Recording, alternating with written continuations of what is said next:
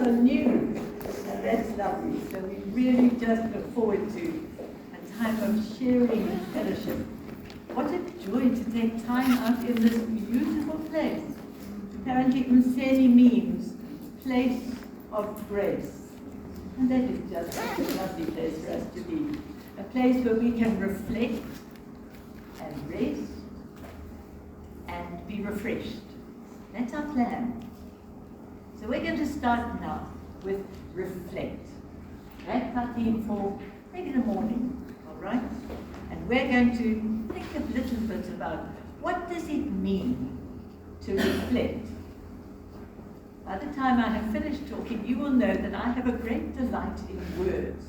So we're going to start with this word, reflect. Here are some synonyms and some definitions, all right? I looked them up and I got all sorts of things. To reflect could be to chew over, or to mull, or ponder, or it could be to contemplate and meditate.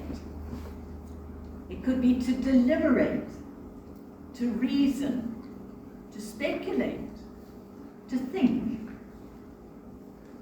It could be unhurried consideration of something recalled to mind.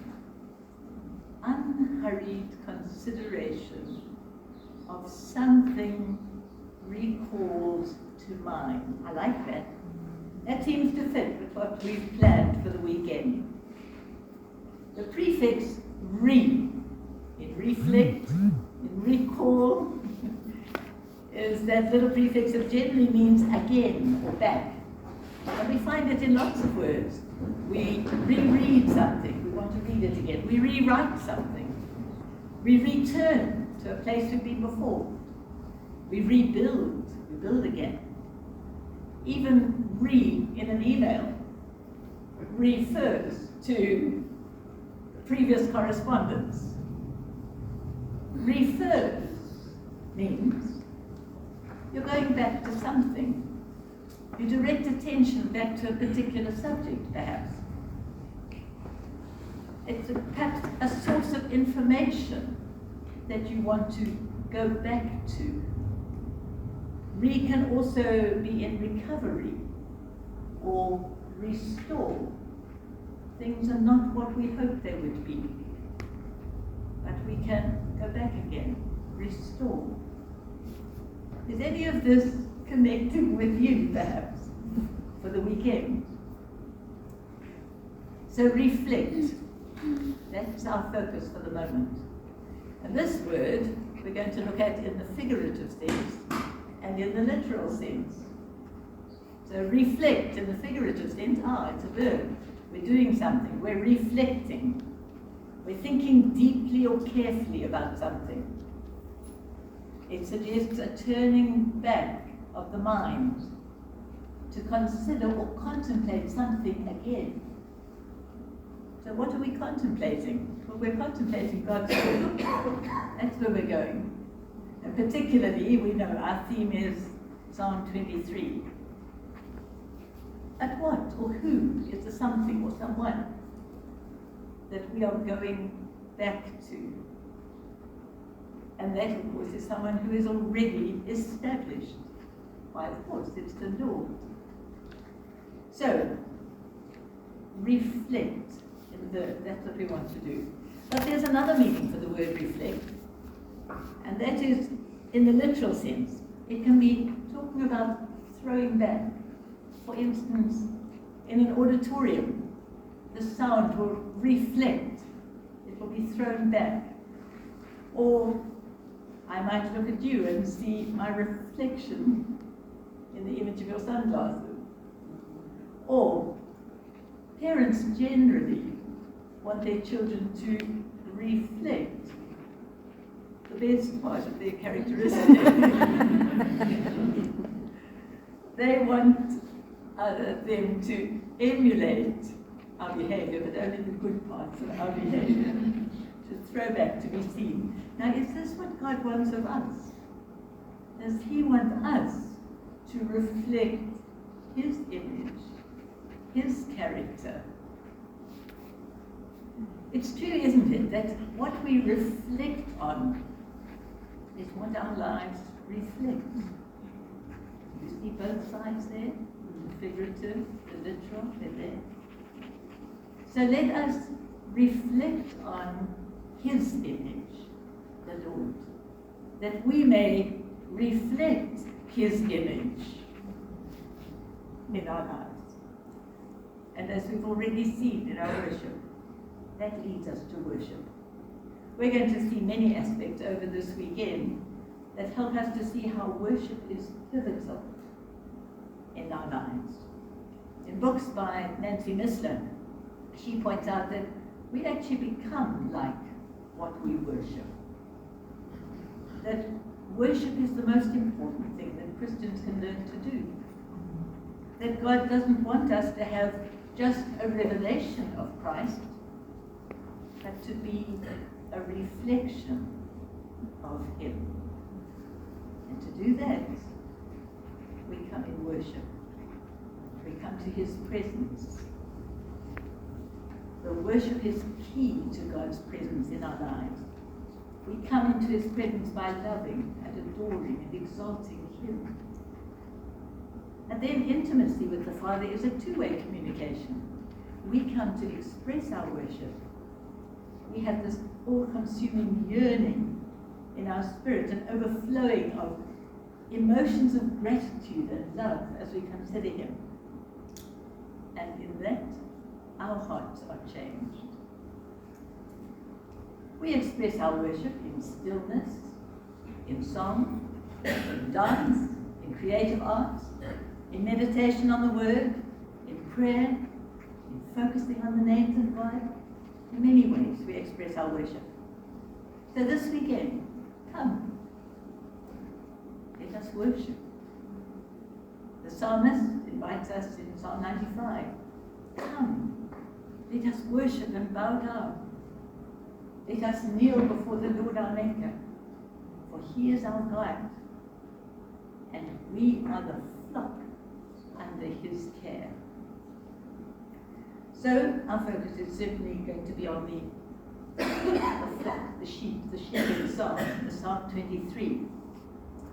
And as we move to that core subject for the weekend, let's just consider for a moment what is a psalm. A psalm literally means a song or praise. It's a sacred song, or a poem perhaps, or a liturgy even. And it's used in worship, especially. One of the biblical hymns could be described as a psalm in what we call the Book of Psalms, which some people used to call the hymn book of ancient Israel. And our Book of Psalms is just a collection that was culled from all the psalms that were used at the time. These aren't all the psalms that were ever written. Apparently the early church used psalms frequently, wrote them, shared them, sang them, recited them. They're still used in many churches by many Christians in worship. The 4th century saint, Father Athanasius, he apparently is quoted as saying, the Psalms have a unique place in the Scriptures, because whereas most of Scripture speaks to us, the Psalms speak for us. And how often do we not go to the Psalms because there's something burning in us and we just don't know what to say, but somehow we can find it in here. And the Psalms have already put it into words for us. So the Book of Psalms features works by various authors, and the majority were written by David. It's unique because it focuses on the character of God, but it also talks about our humanity, our emotions, our experiences. The Book of Psalms is apparently the most quoted book in the New Testament. And Jesus, we certainly know, often referred to the Psalms, even in his claims and his teachings. Now we're told that in the Hebrew literature, because the Psalms are written in Hebrew, especially poetry, we will often find that they are filled with colourful and apt metaphors. The Israelites apparently loved double meanings and triple meanings to their words. We find it, we know it in the Psalms, in parallelism or in puns. We learn about them. Now, in the first 4 verses of our Psalm, Psalm 23,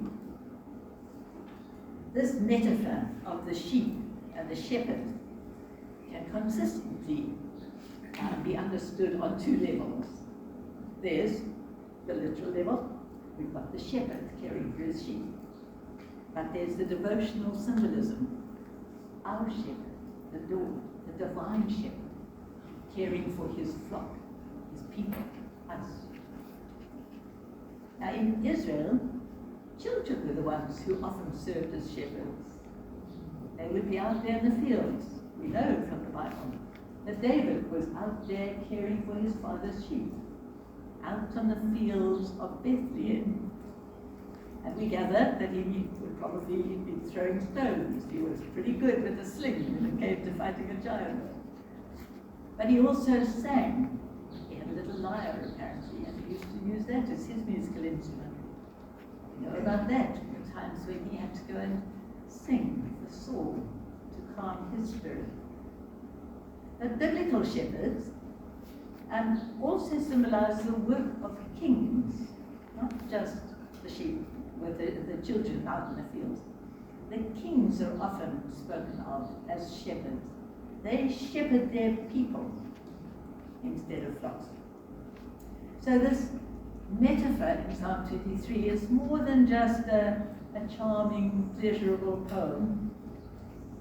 It also includes elements of royal care, protection, just as shepherds and kings take care of their flocks. And so God takes care of us. So much for Psalms. What do we know about David? He's the one who wrote this psalm. It tells us so right at the beginning. It says, a psalm of David. Well, we know he was the son of Jesse. He was the one who was out in the field, overlooked when Samuel was sent to go and find a king. Just all the brothers? No, there is one more. He's out there in the fields of the sheep. And he was the one who became God's choice to replace Saul as king of Israel. He was a direct descendant from Abraham, and Jesus was a direct descendant from David. The context of our psalm is gratitude. It tells of David's relationship with God as a shepherd. It's based on his experiences of God. He wanted to depict this marvelous work of God in his life and encourage many believers with his metaphor.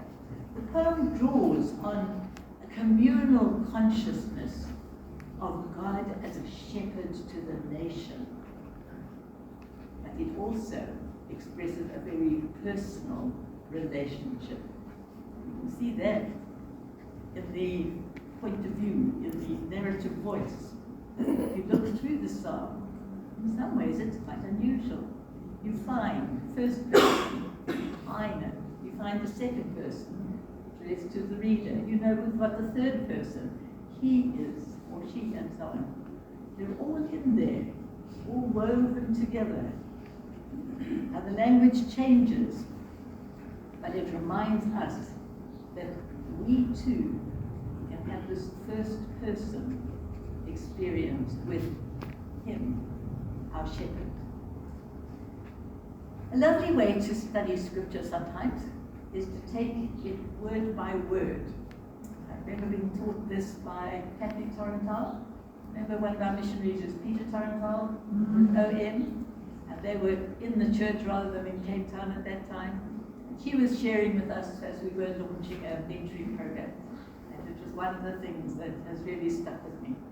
She gave us a page which had columns. And on the first column, you would write down words. So we would take, the Lord is my shepherd, for instance. Then the second column would be for your observations and questions. Just what do you notice? What do you question? The next one, now you start delving, maybe dictionary meanings. The next one would be cross-references. Where else does this take me? The next one, interpretation. Why is it here? The next one, what does it mean to me? The next one, listen. How will I express it? Maybe a little sketch in this one. Or maybe, what have I heard? So what has God said to me? And how will I do it? And how will I check up that it's done? Things like that. So, let's just take those first words. The Lord is my shepherd. The. What do we know about the? Well, it's an article. It's a definite article. In English, we only have 3 articles. A, and the. And are the indefinite articles. A table, a cloth, a mic, a window, an apple, anyone. And that is the definite article. It's not just anyone, it's the table or the orchid that is arranged on the tablecloth and so on. It's specific. So those are some of my observations on the Lord. The Lord. I'm not delving into it, I'm just giving observations, questions. What do I know before I even start delving into it? Lord. Sometimes it's used for authority, power, maybe the master. We've got to be careful in our Bibles. If you look at yours, maybe the Lord is in capital letters. Sometimes you find it in all capital letters, sometimes just capital L, and the rest are lowercase. And there are differences. If it's L, capital L, with lowercase, yes, that's from the Hebrew word Adon. And it means Lord or Master. It could be the king, could be the shepherd. But when it's Adonai, Jehovah, the God of gods, the God who is and who was and who forever will be, that is Lord, which usually in our Bibles we then find in capital letters, all capital letters. The Lord is. Well, what we know about is, it's a verb, it's a doing word, it's a being word, it's a present tense. It's for now. This scripture is not just what happened then or what might happen. Sometimes it's an is word, present tense. My. That's a pronoun, it's a personal pronoun. It's to do with me, this. What about shepherd?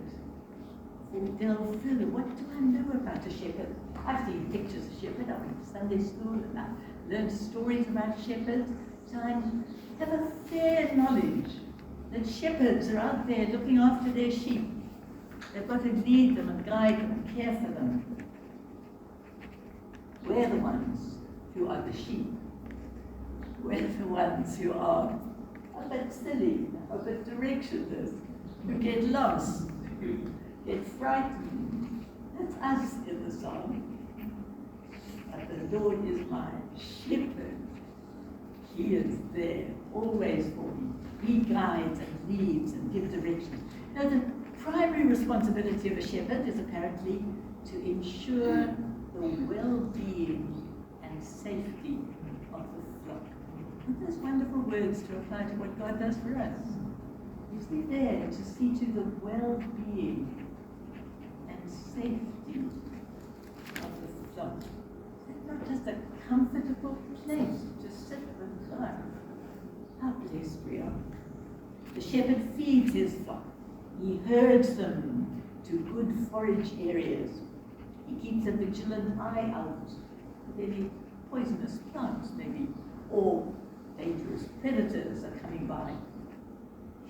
It's an explicit metaphor, this shepherd with the sheep, of God and his people who tends to us.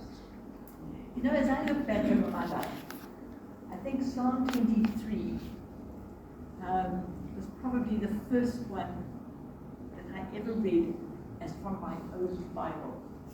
Last year, some of you may know, we were in Greece as part of Hellenic Ministries Operation Joshua, distributing Bibles. And my sister was one of the people praying for us, and she was just so excited and praying that these people in Greece who were getting the scriptures in their own tongue that they could understand in modern Greek. she hoped that they would be as excited about their Bible as we were when we got ours. I don't know how old we were, but we'd gone to Sunday school and the teacher said it would be better if we each had our own Bible. Apparently, we didn't have a Bible in the house, even though the adults used to go to quarterly communion. That was the right thing to do, and they did. But apparently we didn't even have a Bible. But Mom took us down. We lived on a little farm, and she took us to the town, to the OK Bazaar. And she looked to see if she could buy us a Bible. And they had two. And she bought both. And Val got the one, she reminds me, because Val's got the one with a good memory, that it was a blue one, and it had blue edging around the pages. And mine was a black one, and it had red around the pages. And the illustrations apparently were just the same for both. And we then caressed our Bibles, just with great enthusiasm, jumped in the car, and went back home. And our dad was in the workshop on the farm, and we went and we showed him. We now had our new Bibles. And he apparently said, I think we should read Psalm 23. So we looked for Psalm 23 and we found it, and we read it together, there and then. Now, another memory that comes to mind with my sister on Psalm 23 is, I think, my first theological question, trying to understand the scriptures. She's 3 years older than me. And I remember going to her as a little girl, to my big sister, and saying, I don't understand what this says. Why does it say that I don't want the Lord as my shepherd? It says it here, it says that the Lord is my shepherd. I shall not. Unfortunately, my sister was older and wiser, and she was able to explain that no, that's not what it meant at all. It's one of these silly English words that you need to know another meaning. And I shall not, often in translations now we find it says, I shall not be in want, which is clearer, easier to understand. And I'm very grateful. So want, yes, I shall not want, I shall not be in want. There's nothing that I need that he won't provide. That is remarkable. That's amazing. He makes me lie down in green pastures. Now there's something. Apparently I've learned sheep won't lie down if they're still hungry. So I've been told. And so if we're still wanting more, we're not satisfied yet. But he then provides until we are totally satisfied and would just lie down in these green pastures. Now these green pastures, we might have the wrong idea. We must remember that David was a shepherd in Bethlehem. He looked after his father's sheep. And Bethlehem is on the edge of the Judean wilderness. And if you look out from Bethlehem to the Judean wilderness, it's just hills, brown, rocks, brown, more hills and valleys, brown. And you think, why did he say, he makes me lie down, satisfies me, in green pastures? Well, Marlene found a super little video that we're going to play for you that gives us the picture of the Judean wilderness, but also what it actually means when he talks about these.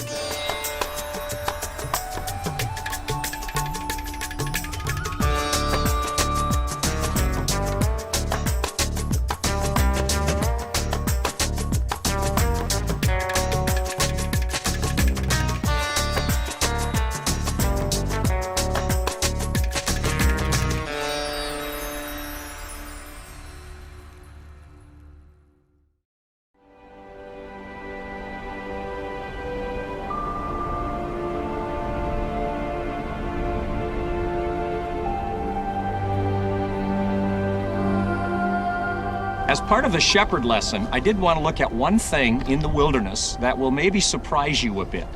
Believe it or not, this is called wilderness, midbar, but it's also called green pastures. Now, when you take a Westerner here the first time and you look at this, you find people say, well, I don't know that I can go there, because the Psalm 23, the Lord leads me into green pastures, has been pictured as belly-deep alfalfa. Well, you haven't seen any belly-deep alfalfa. And from biblical time to today, it's rare to see a flock in the farm country. There isn't a lot of farm country in this culture, and so farmers kept the shepherds out as much as they could. Maybe they would come in a little bit after the harvest to glean what was left, but you don't want sheep where you can farm. This is the land of the shepherd. Right on the hillside across from us, you can see those grazing trails, cut there by sheep maybe as long ago as Abraham's time. They're spaced so that an animal on one path and an animal on another can reach right to the middle between them. That determines the distance, so you can graze an entire hillside. And the shepherds lead their sheep across that hillside slowly, grazing what's there. Now, you look at it from here and you say, what's there? In fact, I remember my first impression. I woke up one morning, I was sleeping out in the wilderness, and I remember waking up, watching a flock of sheep on a hillside like this, and my feeling was, what are those, rock-eating sheep? I mean, what do they eat? How can you call this green pastures? Well, the answer is, there's a small amount of moisture present here. They get a little bit of rain every year. Not much, but a little. Second, there is humidity in the air, especially in the evening breeze, like right now. You can feel it coming from the west off the Mediterranean. There's moisture in the air. That moisture, combination of the rain and the humidity, condenses or drips along the edge of these rocks here. And if you notice, right around the rocks, almost always next to the rocks, you get little tufts of green. Get one a moment. That's what we refer to as the green pastures. So the shepherd looks for a hillside. That's exactly what she was doing. Look at that flock across from us there, just stunning. Those two shepherd girls have found a hillside that either was exposed to the wind or had that small amount of rain. And they move that flock across the hillside, and it's one mouthful here, walk a step or two, another mouthful, another mouthful, another mouthful. Now that changes the green pasture image a little bit, besides the picture changing radically. Green pastures are not everything you need for the rest of your life. If you make that belly-deep alfalfa, then what God is saying, if you follow me, I'm going to plunk you down and you'll never have to move an inch the rest of your life. Just reach out and grab it. Tell me that your life with God has been like that. Worry, said one rabbi, is dealing with tomorrow's problems on today's pasture. In the desert, you learn the shepherd will get you what you need for right now. 10 minutes from now, you trust the shepherd. Just enough.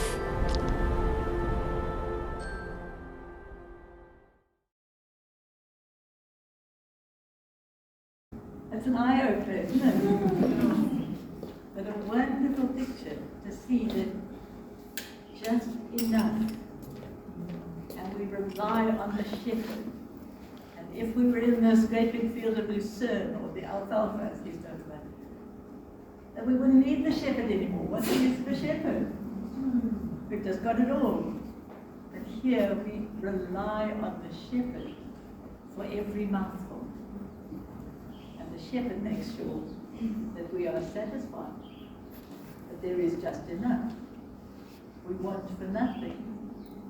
He makes us lie down in the green pasture, satisfied with everything we need. He leads us beside still waters. We've already mentioned that sheep apparently frightened little animals. And even if there's tumbling water, they would be afraid. But the shepherd would take the sheep to where the water is still and calm, so they would not be frightened. Our security does not come from the landscape. It is provided by the shepherd. We're never alone. The shepherd is always with us, intentionally guiding and providing, and we must follow. The wilderness is not permanent. It's a season in our lives. It's a time when we learn to hear and follow and trust and obey. And we keep our eyes fixed on the shepherd. And then we find another of those lovely words with an R-E prefix. He restores my soul. That's what he does. There are times when our souls aren't feeling restored. Apparently the Hebrew word used here for our soul could be life. And so on a literal level, it could be translated that he restores my life. On the figurative level, the devotional level, the translation of soul is fitting. The dry lands, the good shepherd tries to maintain the life of his flock, just as God's care enhances the soul in an oppressive world.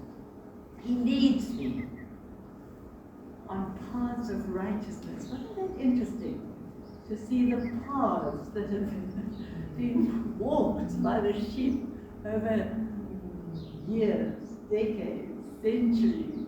And so interesting that the paths just have the right space that the sheep can reach this side and that. And they don't get lost. They get led across this whole hillside as the shepherd has found the place where today, now, there are green pastures. He leads me in straight paths. Straight can also have a couple of meanings. Straight can be following the rules. Straight paths, we're told, are the paths of righteousness. They're the paths that will give us right living with God. Paths of righteousness.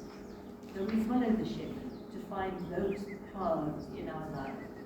There are many scriptures. When you go back to those columns, and you look for cross-references, then start looking for paths and how the Lord leads us and guides us. And He's always there. He's here. And our job is to follow the shepherd. And even in brackets, we have that little comfort to know that when we get lost, that we go astray and things aren't what they used to be, He's there to call us back. Amazing picture of God's love to us. He leads us in these paths for His name's sake. Isn't that interesting? Isn't that lovely? For His name's sake. What does that mean? I think when we get to doing our journals, our fatigue, there might be a little page available that focuses on some of the names of God that are referred to in Psalm 23. We know some of the names from different studies, like this one, God is my shepherd, Jehovah Roy. But we know Jehovah Jireh well. God is my provider. So if you look at that phrase, I shall not be in want, I shall lack for nothing, because God is my provider. His name is there. And there are some references on those pages that would take you to other scriptures. That one would obviously be in Genesis, where we knew it first, where up on the hill, and the ram was the one that was brought so that Isaac didn't have to be sacrificed, because God was the provider. And then He leads me beside the still waters. That's a place of peace. You might think of the name of Jehovah Shalom. God is my peace. Or He restores my soul. He is my healer, Jehovah Rapha. He leads me in the paths of righteousness. He a name for the Lord my righteousness, Jehovah Tzidkenu. And again, there are references to other scriptures where you can delve further. I trust that you too have as much delight as my sister and I did in our first Bibles, and as we're trusting the people of Greece are having in their first Bibles, as we study the scriptures and find out more and more that he has written for us. So for his name's sake, there are other things I could tell you, but I'll talk to you over tea. But things about the use of the names, how in the culture, even now, people would generally use the phrases by God, or as God says, or as God wills, or voila, or it depends which culture. And basically they're saying that if I'm not telling you the truth, God's watching. It's become one of those phrases that is used too loosely. I think would come under thou shalt not take the name of the Lord thy God in vain. And I think many people would use by God, but without really meaning. I am telling you the truth, and God is listening. But here, God is saying, I am your shepherd. I will lead you in paths of righteousness for my name's sake. My name is at stake here, and you can bank on it. Now tonight, when Marlene shares with us, she's going to take us further into Psalm 23, verse 4. And then Lauren will be sharing tomorrow the last two verses, 5 and 6. And we have more treats in store. But in conclusion, I just want to give you one word for each line of our psalm. The Lord is my shepherd. Relationship. I shall not be in want. Supply. He makes me lie down in green pastures. Satisfaction. He leads me beside quiet waters. Refreshment. He restores my soul. Healing. He guides me in paths of righteousness. Guidance. For his name's sake. Purpose. Even though I walk through the valley of the shadow of death, testing, I will fear no evil, protection. For you are with me, faithfulness. Your rod and your staff, they comfort me. Discipline, comfort. You prepare a table before me in the presence of my enemies. Hope. You anoint my head with oil. Consecration. My cup overflows. Abundance. Surely goodness and love will follow me all the days of my life. Blessing. And I will dwell in the house of the Lord. Security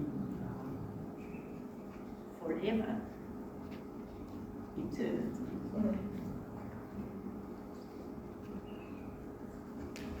Now we are suggesting that after each time of pondering, reflecting on the word, that we just intentionally take some time to reflect.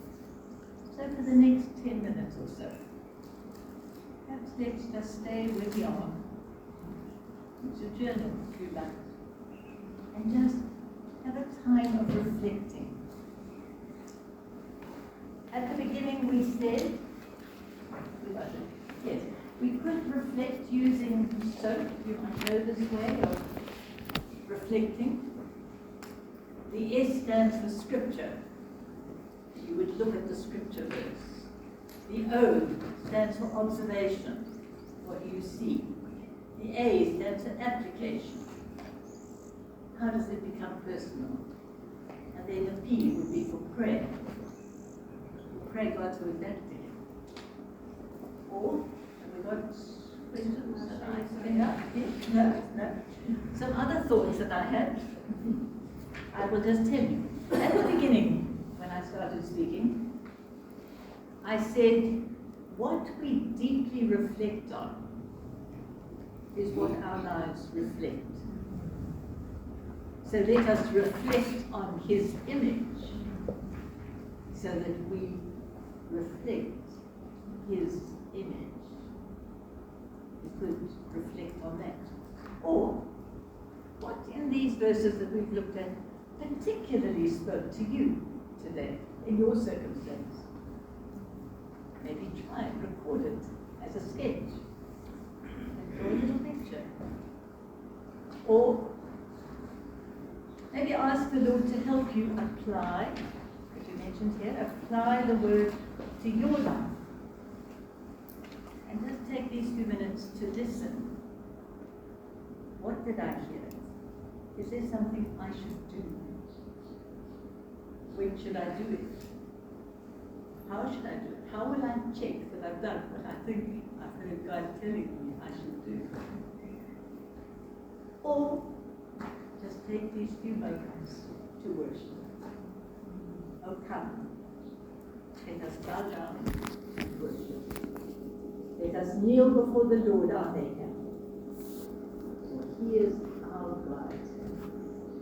And we are the people of his pasture.